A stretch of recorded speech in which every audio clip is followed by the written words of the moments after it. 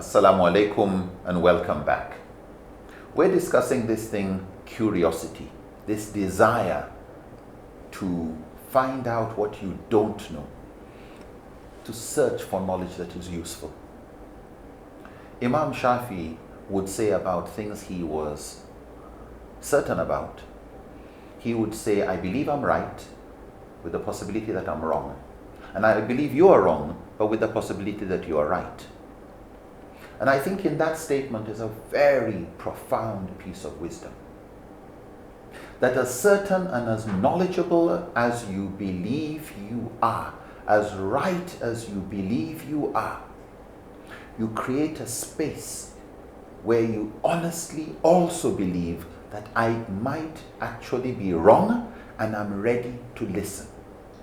The same Imam Shafi would pray that he would get to learn the truth from the tongue of the person he was arguing with. This requires really listening to what other people are saying. Why? Because how is your prayer to learn the truth from others going to be answered if you are not a listener? One of the biggest obstacles to curiosity is our sense of certainty.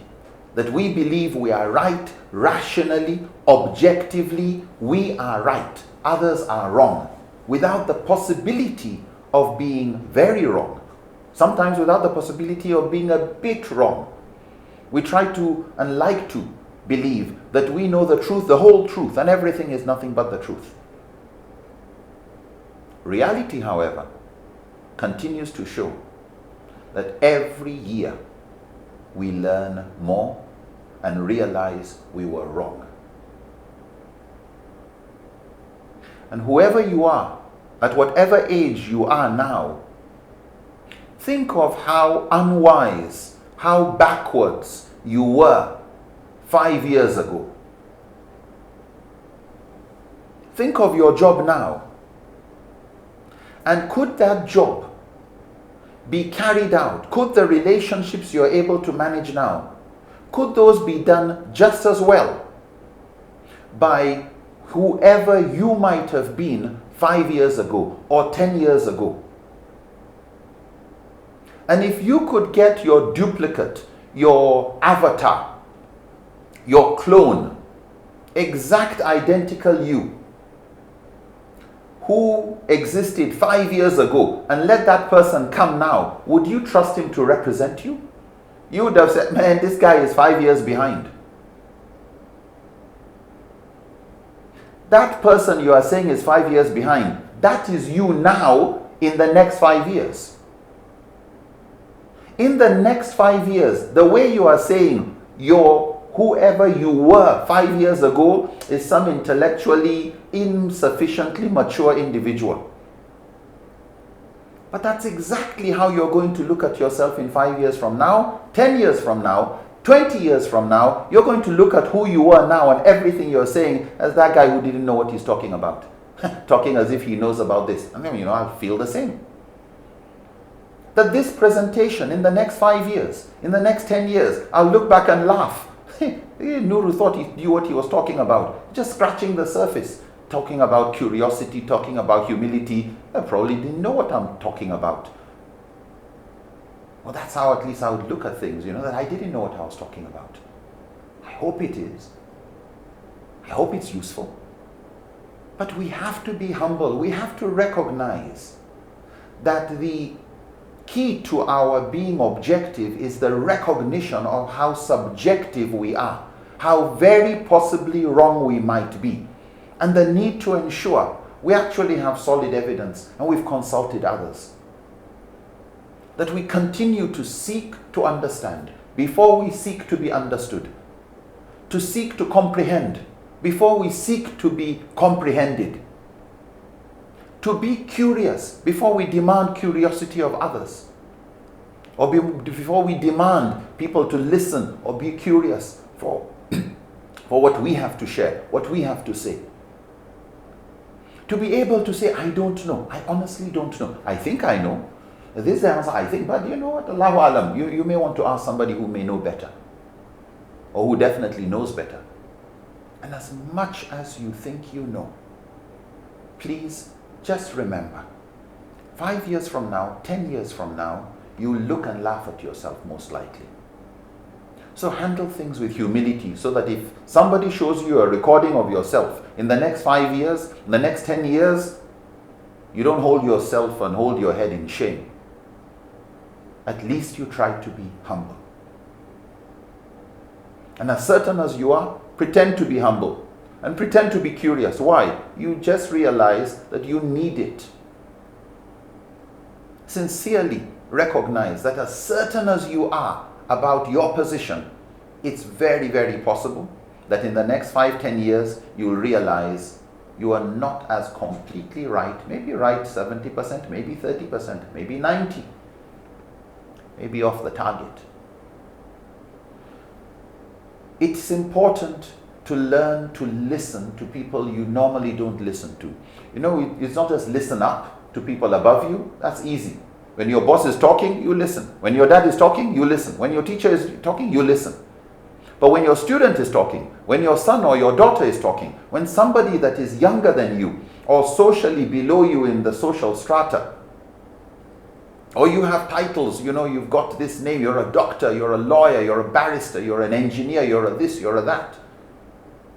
Imam, sheikh, ustaz, anything, any title tends to accentuate our egos and sense of self-importance. Learn not just to listen up, but very importantly, to listen down.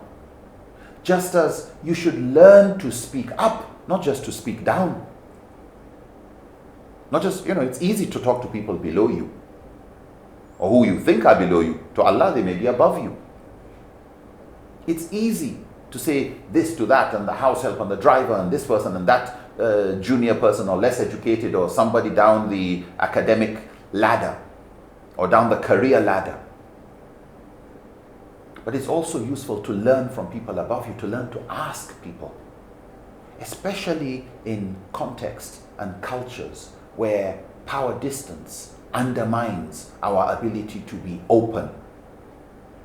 In some cultures, the relationship between people and the social strata in societies sometimes makes it difficult for people to speak up.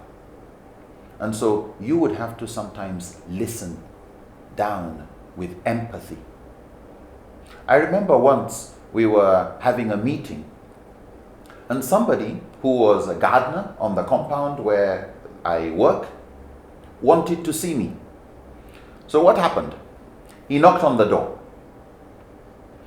And we were, you know, a bit relaxed. So I said, yes. No answer. You hear a knock on the door again. Assalamu alaikum. Yes. Come in. And he doesn't come in. Why? Because of social, the power distance, because of the power distance, culturally, he wants me to come out, but doesn't have the courage to say, please, can you come out? I would like to see you privately. He can't say, excuse me, I don't know when you will be free. Could I speak to you? It's a bit urgent, but just one-on-one. He feels very uncomfortable. He has so much respect. And the power distance is so big that he can't tell me that's what he wants. So what does he do? He just knocks on the door, Assalamu alaikum. I'm there getting frustrated. What's wrong with this gentleman? You know, just come in. What's the issue? I need the curiosity and hopefully the humility to decode that means, please, could you come out? I would like to see you. So I have to ask, who is it? Oh, it's this person.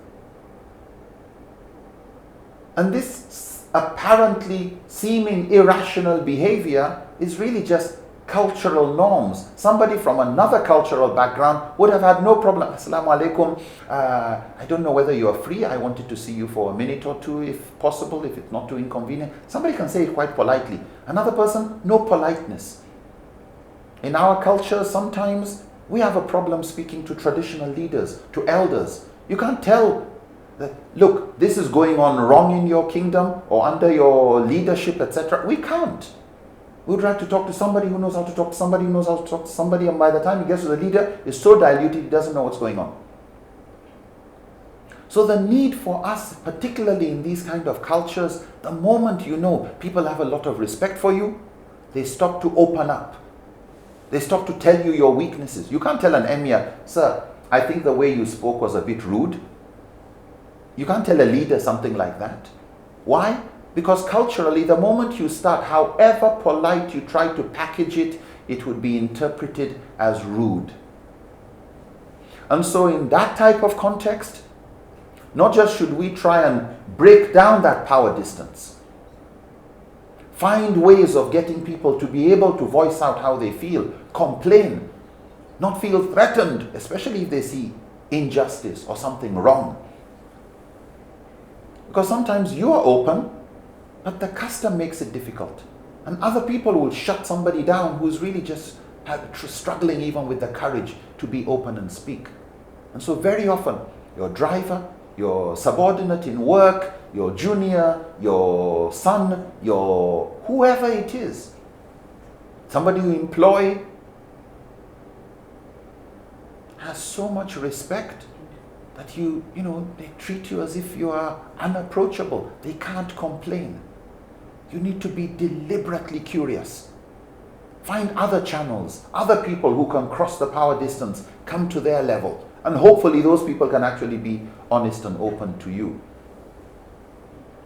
So when it comes to curiosity, always remember that however much knowledge you have about a particular subject, a particular issue, there's always one extra important point, at least, that you don't know. Always believe there's one more point on this issue that I'm not aware of. And be humble and be curious. There's one more angle to it. One more perspective that I don't know about. And that when you say, Wallahu alam, that Allah knows best, it is Allah that knows best.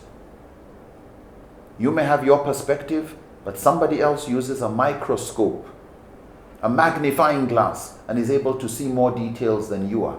Another person has a telescope, and they can see a bigger picture from a greater distance. They say curiosity killed the cat. Lack of curiosity kills us. Lack of curiosity keeps us in ignorance. May Allah continue to increase us in knowledge. May Allah continue to forgive us for our mistakes. May Allah continue to help us with knowledge that is useful, make us more humble, make us more curious. And may that knowledge be useful to us in this life and in the hereafter. Until next time, I'm Muhammad Nuruddin Lemu saying Assalamu alaikum wa rahmatullahi ta'ala wa barakatuh.